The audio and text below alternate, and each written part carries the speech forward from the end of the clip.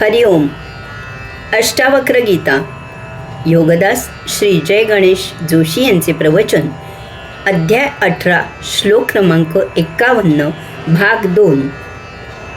समजा आपण हापूस आंबा खाल्ला.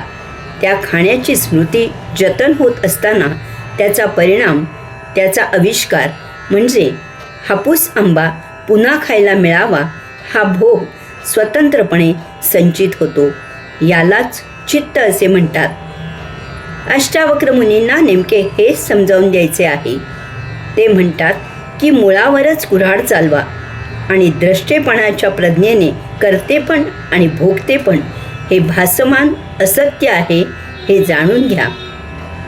म्हणजे अहंकार, देहाभिमान, मीपणा, स्मृती, आविष्कार, चित्त ही बहुडब्यांची आगगाडी निर्माणच होणार नाही. अगोदरच निर्माण झाली असली तर ती क्षीण होईल. तुम्ही सृष्टीलीला अनुभवणारे द्रष्टे आहात हा आत्मभाव उदित होईल आणि तो तुम्हाला सदा मुक्त ठेवील.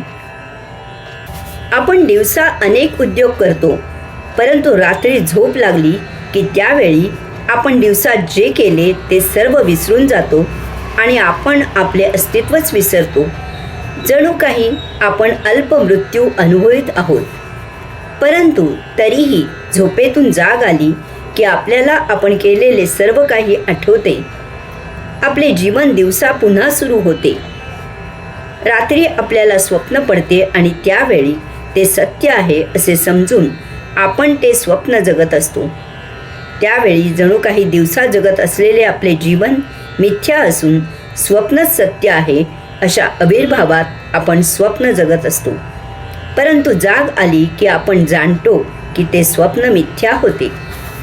एका सम्राटाला रात्री स्वप्न पडत असे की तो भिकारी आहे आणि देवळात दीनहीन होऊन तो जगत आहे.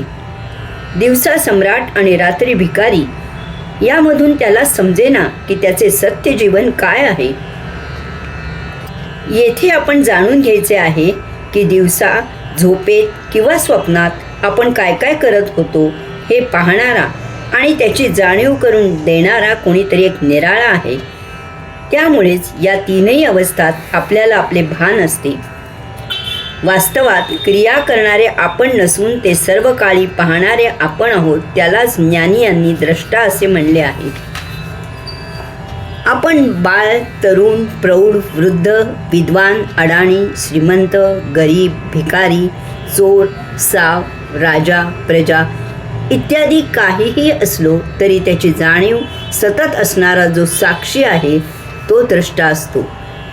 हे सर्व तो जगत नसतो. जीव हे सर्व जगत असतो, मन करून घेत असते आणि द्रष्टा हे सर्व साक्षी राहून पाहत असतो. आपण ध्यानी, मुनी, भोगी, बैरागी, साधू, संत, असाधू इत्यादी जे असतो ते जीव जगत असतो, मन करून घेत असते आणि हे सर्व साक्षी राहून द्रष्टा पाहत असतो. परंतु दुर्दैवाने आपण आपल्याला जीव समजतो किंवा हे सर्व करून घेणारे चित्त आपण आहोत असा आपला गैरसमज असतो. वास्तवात आपण द्रष्टा आहोत, परंतु अहंकार, देहाभिमान, मीपणा या द्रष्ट्याची सत्य जाण क्षीण होते आणि चित्त जोर करते. त्यामुळे आपण संचितात अडकतो. आपण जर आपला द्रष्टेपणा वेळीच जाणला तर करतेपण, भोगतेपण निर्माणच होणार नाही. झाले तरी क्षणात नष्ट होईल. त्यामुळे अहंकार, देहाभिमान, मीपण, चित्त हे सर्व क्षीण होईल. आपण आत्मेच्छेने आचरण करू, भोगमुक्त जीवन जगू. द्रष्टेपणाचा भाव आपल्यात रुजण्यासाठी सतत भगवंत श्रींच्या सन्निध असावे. दिवसा सतत त्यांच्या जाणीवेत जीवन जगावे. म्हणजे भासमान वस्तू जगताची नित्य क्षणी जाण राहील.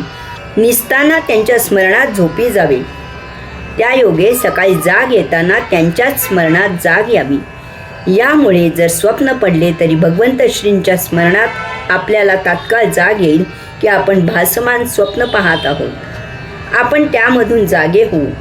आपला दृष्टेपणा जागृत राहील. जीवन जगताना प्रत्येक वस्तू, प्रत्येक गोष्ट, प्रत्येक घटना ही भौतिक आणि त्यामुळे मिथ्या आहे, भासमान आहे, नष्ट होणारी आहे, ही जाण ठेवावी. येथे एकमेव भगवंत श्री सत्य आहेत हा भाव आपल्याला भासमान जगतात गुंतवू देणार नाही. यामुळे चित्तवृत्ती क्षीण होतील. आपण सदा मुक्त राहू. हरिओम.